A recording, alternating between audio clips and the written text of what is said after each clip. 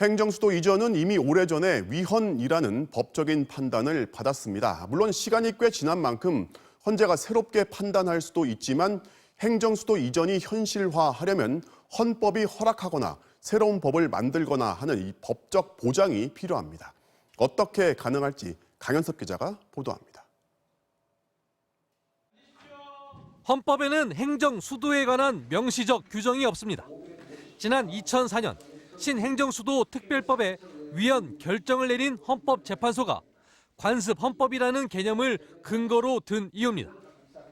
서울이 수도라는 건 조선 왕조 이래 형성된 관습헌법이므로 수도를 옮기려면 헌법을 바꾸는 국민 투표를 거쳐야 한다는 겁니다. 헌법 개정에 있어서 국민이 가지는 참정권적 기본권인 국민투표권의 행사를 배제한 것이므로 그 권리를 침해하고 있다. 다만 헌재는 당시 결정문에 세월의 흐름과 헌법적 상황 변화에 따라 관습헌법은 자연히 사면하게 된다고 여지를 남겼습니다. 그러나 최근 여권에서 발의를 추진하는 특별법이 국회 문턱을 넘더라도 다시 헌법 소원이 제기돼 16년 전의 논쟁이 재현될 수 있습니다.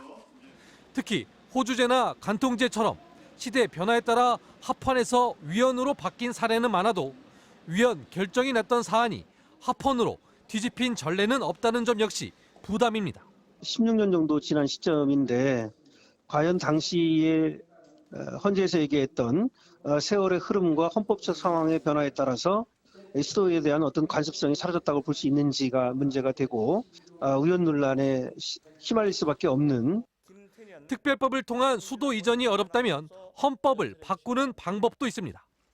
행정수도는 별도의 법률로 정한다는 취지의 조항을 아예 헌법에 못 박는 겁니다. 개헌안을 국회에 통과시켜 국민 투표로 넘어가려면 제적의원 3분의 2의 동의가 필요한 만큼 야권 일부의 찬성표를 확보해야 합니다. 지방 분권을 강조하고 나선 여권의 기류와 수도권 과밀화에 따른 부동산 해법 요구가 맞물려 이번에는 행정수도 이전을 둘러싼 여론이 어떤 흐름을 보일지 주목됩니다. MBC 뉴스 강현섭입니다.